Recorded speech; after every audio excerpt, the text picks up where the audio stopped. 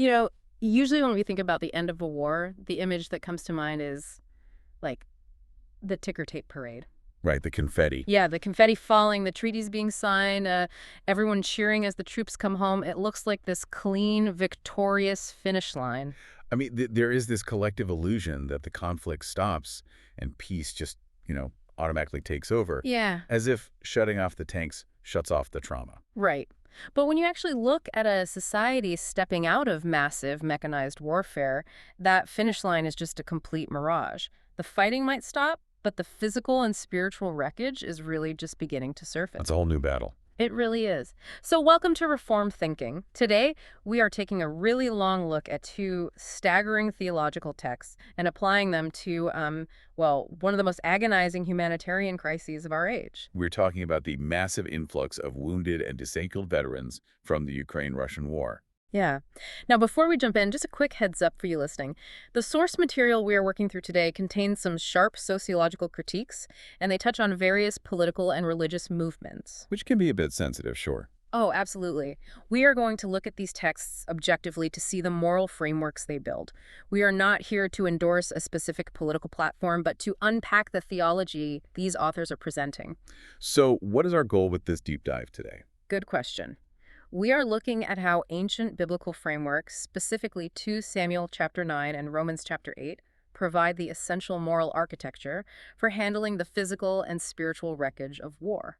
Because without this theological backing, the sources argue that government policies turn cold, and human suffering starts to feel like a senseless void. And that is the core issue at play here.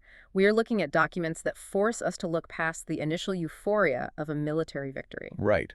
Wise nations do not wait until the rifles are stacked away and the trumpets sound to start their moral planning. They prepare long before the gates open. Yeah. The question the sources pose is not just what Ukraine will do with veterans after the war, but what sort of moral, legal, and civic imagination is being formed right now in the middle of it all. Will society produce an honored people ordered toward healing and work? Or will it produce abandoned defenders who become, invisible the second the news cycle moves on? Right. To understand the sheer scale of what we were talking about, we have to look at the raw statistics provided in the text, and man, the numbers are incredibly sobering. They really are. So as of early 2026, Ukraine has over 1.4 million registered veterans. But the post-war estimate suggests that 5 to 6 million veterans and their family members will need support. That is huge. It's massive. That is roughly 15 to 20% of the entire population of the country. Within that group, there are 130,000 to 143,000 veterans living with severe war-related disabilities. Wow. And perhaps most shockingly, there have been between 50,000 and 100,000 amputations since the full-scale invasion in February 2022. Those numbers are they are difficult to even wrap your head around. We are not just talking about data points on a spreadsheet here. No, not at all. We are talking about eternal souls housed in shattered bodies. Every single one of those digits represents a family that has been permanently altered, a career path derailed, and a psychological burden that will last a lifetime. Let me try to put that into perspective for you. Imagine a major, bustling metropolis. Let's say a city the size of Philadelphia or Phoenix. Okay, big cities. Yeah. Now imagine that city's entire infrastructure suddenly having to accommodate a completely new, highly traumatized population the size of that metropolis practically overnight. It's mind-boggling. You need entirely new healthcare wings, tens of thousands of specialized prosthetics, new psychological care facilities, accessible housing, and job retraining programs, all manifesting at the exact same time. It is a logistical mountain that seems almost impossible to climb. It is staggering. Okay. And this brings up a major philosophical point made in the source material. The texts use these brutal realities to completely dismantle a specific secular sociological myth. Which is? That myth is the idea that humanity is on an upward evolutionary trajectory toward inherent utopian goodness. Oh, right. You hear this all the time. You do. It's the idea that if we just get enough education, enough technology, and enough progressive policy, we can engineer suffering and evil right out of the human condition. Right, the whole Enlightenment idea that we are just one good software update away from world peace. Spot on. But the sources argue that the horrors of mechanized war are a vivid, inescapable demonstration of the total depravity of man. Yeah. The suffering in Eastern Europe is not a glitch in human progress. Yeah. It is a direct testimony to a cursed world and the destructive nature of sin. The text points specifically to Jeremiah 17.9, right? Which asserts that the human heart is deceitful above all things and desperately wicked. Yes. When you look at the sheer volume of amputations and the cruelty of trench warfare in the 21st century, it shatters the illusion that mankind is basically good. We are using the most advanced technology in history not to heal, but to invent more efficient ways to tear the human body apart. That's a grim reality. So, facing a crisis of this incredible magnitude, modern nations naturally rush to draft new legislation, hold committee meetings, and allocate budgets. But our source material makes this fascinating pivot. It does. It suggests that the most robust blueprint for state mercy actually comes from an ancient Near Eastern monarchy. We're going to look at the narrative of Tocophamil 9. Let's set the historical stage. David is the established king of Israel. Right. His predecessor and rival Saul has fallen, and Saul's dynasty is basically destroyed. Now, I have to jump in here with a reality check. Go for it. Standard ancient statecraft dictates that you eliminate any remaining heirs of a rival dynasty. You do not invite them over. Right. They are a massive political threat. Okay. Exactly. A surviving grandson of the former king is basically a walking rebellion waiting to happen. Why does David choose to actively seek him out instead of executing him, or at least just letting him rot in obscurity? Well, that is the natural reaction. You are hitting on the exact tension the text wants us to feel. In the ordinary logic of ancient politics, a guy like Mephibosheth might be hidden, feared, exploited, or simply killed. Yeah, standard practice would be to wipe out the entire bloodline to secure the throne. But the author of the source material breaks down the concept of covenant loyalty. In the Hebrew, the word is his. Hesed. That is one of those massive, loaded biblical terms, right? It goes beyond just feeling sorry for someone. Absolutely. It's often translated as loving kindness or steadfast love, but it carries a heavy legal and relational weight. It is loyalty based on a binding covenant. So David is not operating on political convenience. Not at all. He's not even operating on generic spontaneous benevolence. He is operating on a promise made before God.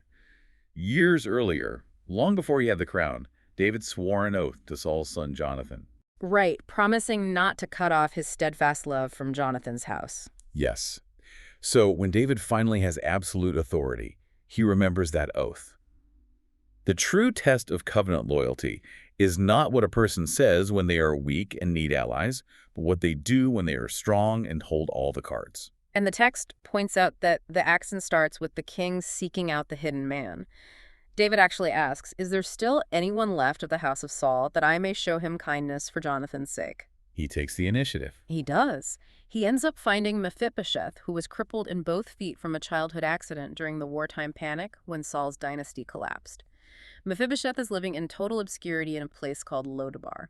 And the name of that town, Lodabar, literally translates to no pasture or nothing. Wow. Yeah, he is hiding in the middle of nowhere, living in absolute destitution and fear. The king has to go find him. The text extrapolates this into modern veteran care in a very compelling way. The argument is that a modern system cannot rely solely on the traumatized to work their way through a bureaucratic maze. If a veteran policy requires a person with a traumatic brain injury or severe depression or physical limitations to flawlessly manage dozens of confusing forms, websites, and procedures, the system is going to fail the most vulnerable people it was designed to help. That is a critical insight from the source. The system must actively seek out the hidden.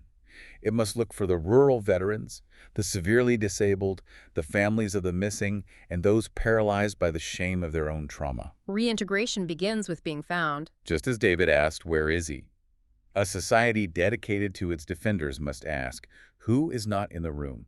Who is slipping through the cracks? You cannot expect a shattered individual to advocate for themselves flawlessly against a massive state bureaucracy. The initiative has to come from the top down. Finding the hidden is obviously just the first step.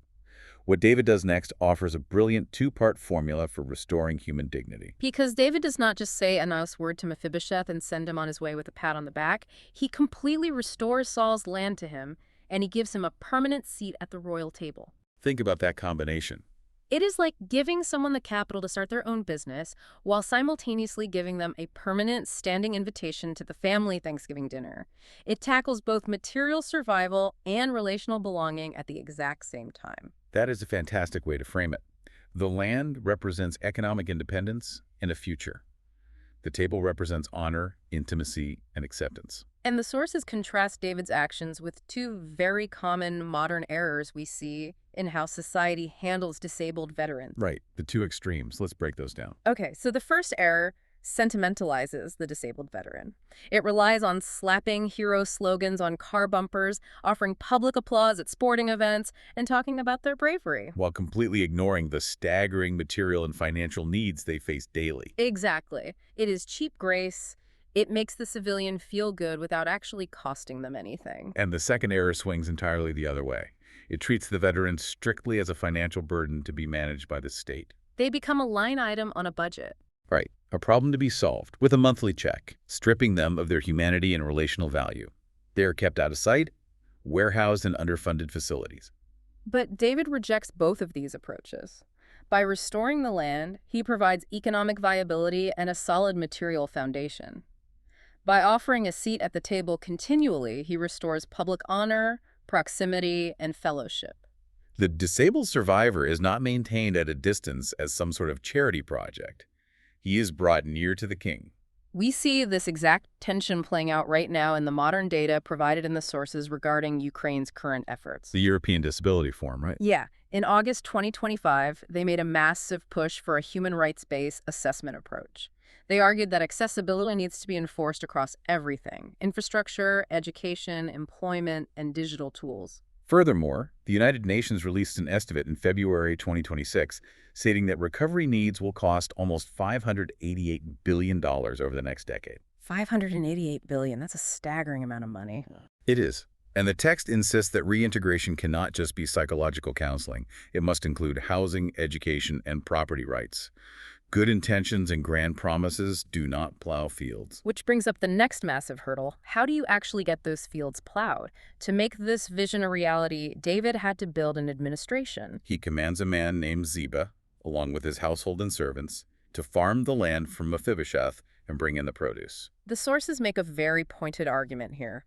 Mercy requires administration. Without doors, without staff, without records, and without budgets, mercy is just a nice speech given by a politician. That is a harsh truth for people who hate bureaucracy. We tend to view administration as cold and heartless. But in this context, the administration is the physical hands and feet of the king's mercy. So how does a story about an ancient king commanding his servants map onto the actual laws and policies that the Ukrainian government is rolling out right now? Well, the text details several concrete administrative steps Ukraine is taking to try and build their own version of Ziba's household. Like what? For instance, the Cabinet of Ministers of Ukraine approved a draft Veterans Code in November 2025. The entire purpose of this code is to unite scattered, highly complicated regulations into a single, cohesive legal framework. Oh, that makes sense. Yeah, they recognize that having dozens of contradictory laws was actually hurting the defenders trying to return to civilian life. So they are basically trying to streamline the mercy. Yes. Beyond the legal framework, the government announced a plan for 153 state veterans spaces to act as one-stop centers. This builds on the 22 dedicated spaces the United Nations Development Program already established across 10 oblasts back in 2025. Okay, so these spaces are designed to provide integrated support to veterans and their families. This is the modern equivalent of Ziba's household, the organized, structured mechanism that turns the king's decree into daily bread. You need people filling out the forms, managing the properties, and coordinating the medical care. The sources also highlight a specific example of meaningful vocation that ties directly into this administrative effort, and it really caught my attention. Oh, the demining specialists. Yes. There is a January 2026 UN report regarding a cohort of 40 demining specialists in the Kharkiv region.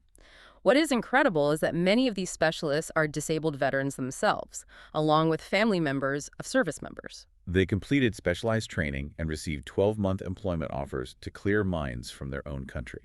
That is a phenomenal example of what the text is advocating for. It really is. It is a perfect example of economic reintegration that benefits public safety while restoring personal dignity. It proves that disabled veterans possess capacities and skills that society desperately needs.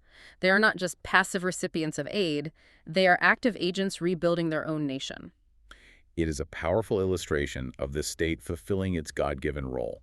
The state can provide a pension, it can provide a prosthetic, and it can facilitate employment, like that demining program. But the sources draw a hard theological line right here, don't they? They do. The state cannot heal a shattered soul. It cannot explain the cosmic reasons why the suffering happened in the first place. A government agency cannot offer eternal comfort or absolve guilt. For that level of existential and spiritual reality, the texts shift our gaze away from the Old Testament monarchy and toward the Apostle Paul in the New Testament. Right, the discussion moves to Romans chapter 8, specifically verses 18 through 23. Yeah. I want to set the historical stage again because the context makes Paul's words hit so much harder. It really does. So the Apostle Paul wrote this letter around AD 57 from the city of Corinth, addressing the church in Rome. Rome was the absolute epicenter of a massive, ruthless military empire. Paul is writing to people living under the direct shadow of the Roman legions. Right. We know from history that Emperor Augustus had already set up the agrarian military treasury to pay off retiring soldiers with pensions and land grants. And the main reason he did that was specifically to prevent them from rioting and causing social instability. With all of that in mind, how would the original Roman audience have heard Paul's words when he talks about the sufferings of this present time? They would have heard those words with terrifying clarity. When Paul wrote about sufferings, the Roman Christians would not have thought of minor daily inconveniences, like a late chariot or a bad harvest. No, they lived in a brutal military state. They would have thought of the bloody amphitheaters, the crushing weight of state taxation, physical afflictions, and the grim reality of walking past disabled, discarded veterans of the Roman war machine, begging on the streets. They knew exactly what state-sponsored violence looks like. Against that backdrop, Paul performs what the text calls the arithmetic of affliction. I love that phrase. The author of the source material unpacks the specific Greek vocabulary Paul uses, and it is fascinating. It is. The primary verb Paul uses in verse 18 is logizomai. It means to calculate, to reckon, or to come to a settled logical conclusion. It is an accounting term used in ledgers. Wait, so Paul is acting like a spiritual accountant. He is not just giving an emotional pep talk, he is doing the math on suffering. That is exactly what he is doing. He is placing the entirety of human suffering on one side of the scale. And according to the sources, this includes the staggering statistics of the Ukraine war we mentioned earlier, the hundreds of thousands of amputees, the psychological ravages, the broken families, the destroyed cities. He puts all of that crushing weight on one side. On the other side of the scale, he places the future glory that will be revealed to the believer. And his calculated, settled conclusion is that the future glory is so overwhelmingly massive that the present sufferings are mathematically incomparable. They do not even register on the same scale. The text points out some other fascinating Greek words that really bring Paul's argument to life. There's this rare word, apocarydokia, used to describe creation itself. Apocarydokia, that's a mouthful. Yes, it is a brilliant visual word. It literally means to watch with one's head stretched outward, craning the neck to see something approaching on the horizon. Oh, wow. The source notes that extra-biblical papyri use similar roots to describe a watchman standing on a wall, staring intensely into the dark, desperate for the dawn to arrive. Paul personifies the entire physical universe as that watchman, craning its neck. And why is the universe waiting so desperately? Because, as Paul writes, the creation was subjected to futility. The Greek word there is matiotes. It refers to the emptiness, the frustration, and the curse imposed by God following the fall of man. So the earth itself is groaning under this curse. Every landmine explosion, every shattered femur, every tear shed over a casualty notification is a manifestation of that matiotes. The world is broken at a fundamental level. And the sources highlight another specific word choice Paul makes regarding this groaning. He uses the word synudine, which translates to birth pangs. That distinction changes everything. It does. Paul could have used generic words for sorrow, death rattles, or pointless agony. But by using the word for birth pangs, he is making a massive theological argument. He is saying that the agonizing pain of an amputated limb or severe trauma is not a meaningless void leading only to the grave. Under God's providence, it is an agonizing contraction leading to a new creation. It is the pain of birth, not just the pain of decay. The suffering has a trajectory. It is moving towards something glorious. Because of this staggering theological reality, the sources argue that the institutions dealing with these veterans must operate in two entirely different spheres. This brings us to a sharp distinction made in the text between common grace and special grace. It draws a very thick line between the duties of the civil magistrate, the government, and the duties of the church. I think a good way to look at this is comparing the state and the church to a hospital and a sanctuary. That is a great analogy. Both institutions seek to heal, but they use entirely different tools and operate under completely different mandates. The source material explains that the state operates under common grace, referencing Romans chapter 13. The government has a God-ordained moral duty to uphold justice, build wheelchair ramps, provide excellent medical care, fund those prosthetics, and establish equitable employment systems. That is the realm of the civil magistrate, and they are accountable to God for how well they execute that justice. But the church operates in a different lane. Yes, the church operates under special grace. The sources deliver a severe critique of certain modern theological movements here. And again, we are just laying out the source's arguments objectively. The text firmly rejects the social gospel. Break that down for us. Why does the text reject the social gospel? Well, the argument is that the social gospel conflates state welfare programs with the kingdom of God.